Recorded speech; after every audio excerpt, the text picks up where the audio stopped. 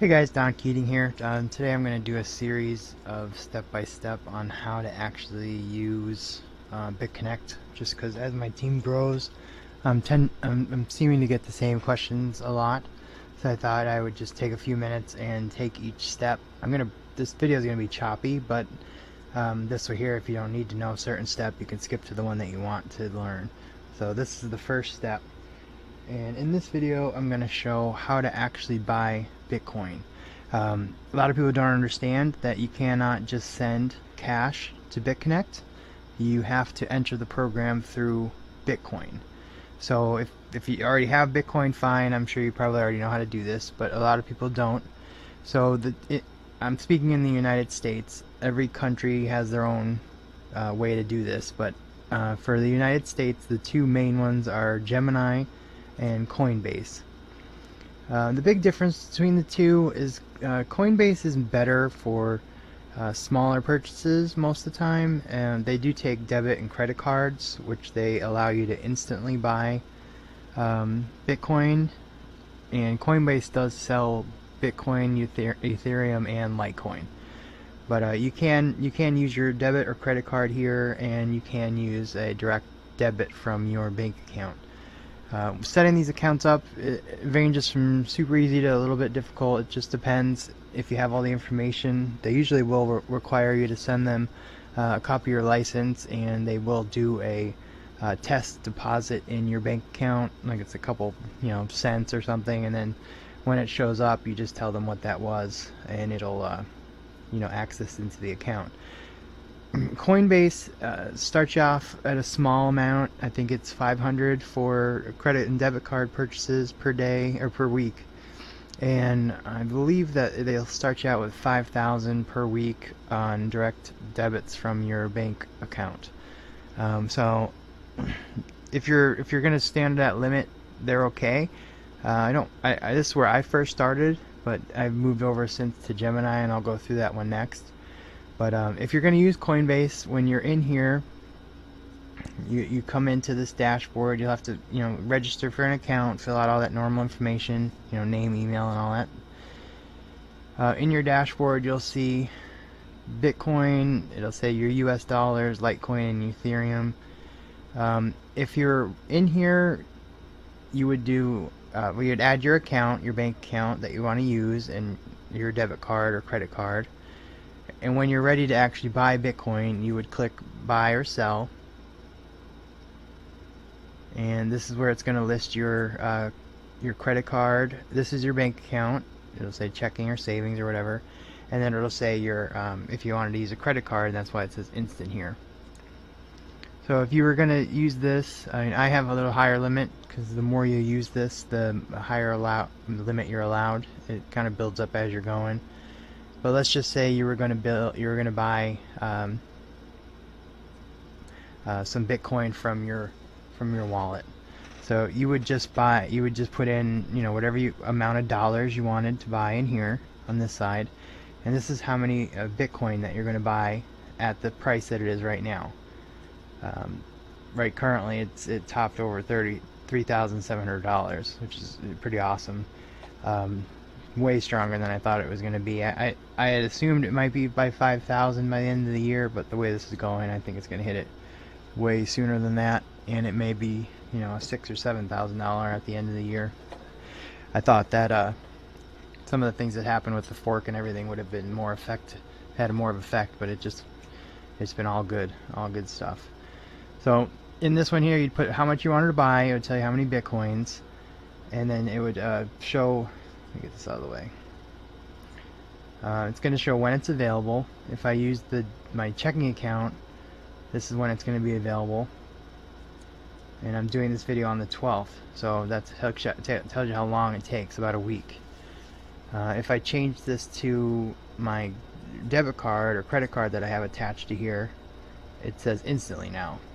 But if you have $100, it'll still be the same. The only thing that changes, if you do instantly, like here you have a fee of $3.99. If you do your debit card, or if you do your credit, out of your bank account, it's a little bit less. So just keep that in mind. But you do get it instantly with your card. So if that was enough for you, I mean, right now I have higher, like I said, higher limits, but that does change, and as you use this, they will up your limit to 2,000. So you wouldn't be able to buy 2,000. You see the fee now by using your debit card. To buy 2,000, you have a fee of $76. So it gets pretty crazy if you're trying to buy a lot through your debit and credit card. So just keep that in mind. So if you're going to do this, you would just hit this button, buy. It would charge your card the $2,000, and the coin would show up in here in your dashboard. It would show up in your Bitcoin wallet. Okay. If once the coin shows up here, once you're ready to send it in, you would just click this little triangle that says send. Okay, and this pops up. All you would do is put the amount of Bitcoin that you wanted to send. If you wanted to send whatever you had in here, you would just hit this max button and it pre-fills what you have in your wallet. And then enter this Bitcoin address. Once you're a member of BitConnect, you could go into here, and right on your front page, your dashboard, you see your wallets. You have a Bitcoin wallet, a Bitcoin Cash wallet, and a BitConnect wallet. So if you're sending money to BitConnect, you would hit this green deposit Bitcoin button, and this is what it'll show. This address is your wallet here to receive Bitcoin at BitConnect. So all you would do is copy this, and then go to your Coinbase or if you're doing this, and then just paste it. Okay, you always want to copy and paste these because they're so difficult with the capital and lowercase letters and then numbers. If any one of these are wrong, you will lose your money because it will go to the wrong address, and there's no way to get it back. So this is super important. So post it. Always copy and paste. Don't try to type this out. And then what I usually do is I'll click back and I'll check the first couple numbers just to make sure I have those, and then I'll check the last couple numbers, letters in this case, and make sure that they're the same. Okay, so when you're going to send this money, then you'd put this in. You don't have to put any optional note, you're sending it to yourself. This is the fee that Bitcoin network charges. This doesn't have anything to do with Coinbase. So this is how much you're going to receive on the other end if you send this. Okay, so they take 0.49 to transact this. You see, this is not any portion from Coinbase or any exchange. This is what it costs to move Bitcoin through the network. So you would click send funds, and what will happen is it'll all go away and nothing will happen over here for a bit. And then all of a sudden down here where it says no incoming Bitcoin transactions, it'll say Bitcoin transaction pending. It doesn't happen instantly, so don't freak out if it's not there immediately. I've seen it take 5 minutes, I've seen it take an hour, I've seen it take 8 hours. It just depends on what's going on the Bitcoin network, how fast it shows up here. But what it'll show as pending, and then it'll show confirmations. The way that this works is Bitcoin gets sent, and then the other computers in the network have to verify and confirm that you were the one that sent it, and it's not like a duplicate payment or anything like that, that you actually own the Bitcoin that you sent. It all happens automatically. You don't have to actually do anything, but it will stay there as pending until their transactions are done and it's confirmed. I believe that they have the setting at 6. So once 6 other nodes in the computer system say that yes, that's a valid transaction, it won't be here anymore. It'll come in and it'll show up in your wallet up here. Okay, and then I'll just show Gemini in case you're using that one. It's basically the same thing. You would have your bank account attached in the information. You would click transfer funds, and you would hit deposit into exchange. Now Gemini does bank transfers, which is right out of your checking or savings account. For larger amounts, I highly recommend a wire transfer. Bank transfers are just like before. They take 3 to 7 business days. Wire transfers are the same, or next business day, and they can be up to $100,000. Okay, like I was saying, wire transfers could be the same day or next day, and they could be up to $100,000. And then, not for this conversation, but you can directly send in your BTC, and you can directly send in your Ethereum too, which is nice. But so once you figure out what you're going to do, you would transfer it in however you were going to do that.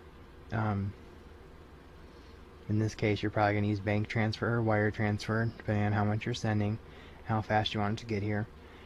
Once it's here, it'll show up in your Bitcoin balance. It would show up right here, and they're very good about letting you know what's going on.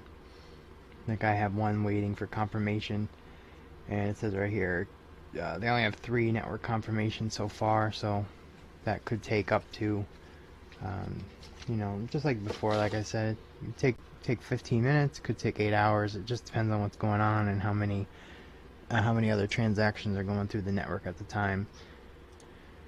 But what you would do is when you have that in, once it's there,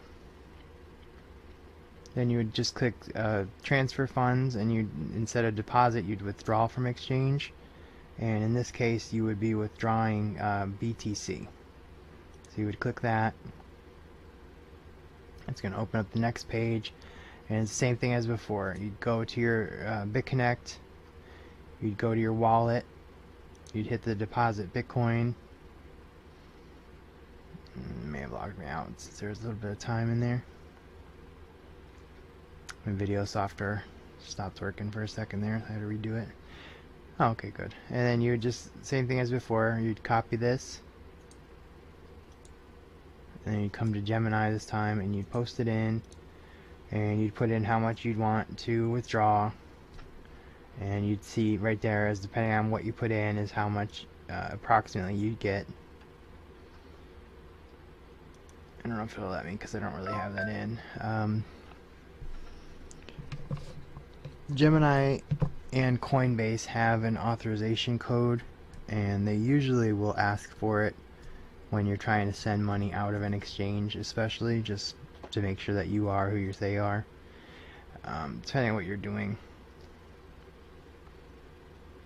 I'm not going to click it because I don't want to actually send it. But that's what you would do, and it'd be the same way. Once you hit send, it would come here, and you would see it in your pending Bitcoin transactions. And same thing as before, it would sit there in pending eventually. Once it shows up here, like I said, it could take a couple hours, it could take a couple minutes, and it'll show pending until it gets its confirmations, and then once it's in, it will be gone out of here. It won't say pending anymore, and it'll just be an available Bitcoin wallet. Okay, so that's the first video on how to buy Bitcoin and how to get it into the BitConnect exchange. So I'm going to stop it here, and then I'll pick up on part number 2, which is going to be how to actually buy your BitConnect tokens. Thanks.